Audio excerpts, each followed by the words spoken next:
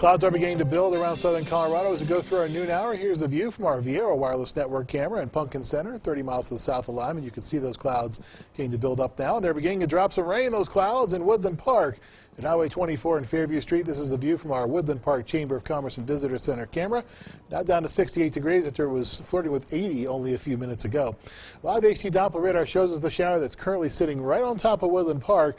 That's just about the only game in town, at least in the Pikes Peak region. A few showers off to the west of you over into Park County, and also to the southwest of Cripple Creek. If you're looking from Cripple Creek and that one overlook there that looks back into the city, you can probably see this shower or storm as you look back towards the mountains. Watch out on 115. We're seeing a shower and isolated rumbles of thunder are possible between Colorado Springs and Penrose. Live HD Doppler radar now taking us off to the west. You can see some showers off to the west at 285 over the Collegiate Peaks. Back to the east we go now. Behind that camera at Pumpkin Center, which is right about here or so, we're seeing some showers and storms towards Kit Carson and Cheyenne Wells as well. And you can see also this one complex that we've been tracking west of I-25, just off to the west of Trinidad towards the Raton Mesa. Skyscan satellite and radar put the maps into motion now. I show you that these showers and storms have really begun to blossom now west of the interstate. We'll continue to see them push their way to the southeast and across the big highway as we go through the afternoon. And Skycast reflects that very nicely as we go through 3:30. Some of these showers and storms are going to be on the strong side, possibly even severe in some isolated spots, with large hail and damaging winds being the main threats.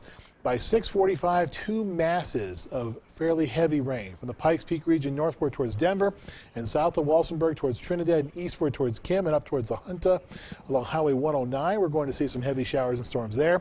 By 10 o'clock, the bulk of what we see is along 50 and off to the south between La Junta and Lamar. It looks very nice as we go through our Tuesday morning with only some patchy fog possible along 70, but guess what happens as we go through the afternoon? More showers and storms are possible, and as you can see, developing in the same places along to the west of I-25, and another mass makes its way towards the eastern plains where again there could be severe thunderstorms as we go through the afternoon into the evening.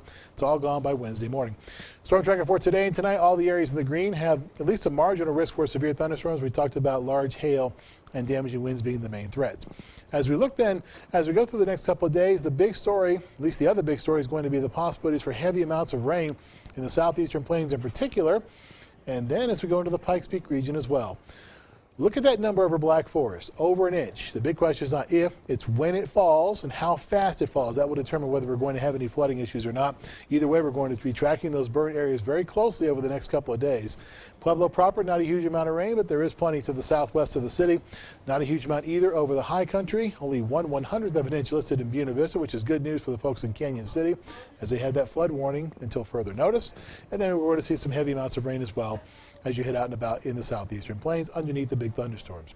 Lows are in the low to mid 50s tonight, and there are some mid to upper 50s around as well, 30s and 40s with some lower 50s also in the high country. 7-day forecast, 80, 86, and 87 is where we're going over the next 3 days, and then temperatures are going to stay at a fairly lofty level throughout most of the rest of the forecast until we go into the early portion of the next traditional work week. In Pueblo, 85 tomorrow gives way to lower 90s for several days running. Then we drop it back just a shade on Monday. We're talking about 88 with a small chance for showers and storms returning to the forecast in the Steel City. In Canyon City, 84 to 89 to 90, and we'll stay at 90 as we go through our Friday. The temperatures then sitting in the mid to upper 80s throughout the rest of the forecast. Lows are in the upper 50s and lower 60s. And in Teller County, our high temperatures are going to be sitting in the lower to middle 70s, just about across the board until late on when we'll see a chance for some showers and storms to cool us off just a bit with some extra cloud cover. Overall, it is above where it should be. It's a chance for showers and storms every day with active weather early. It looks a lot like July.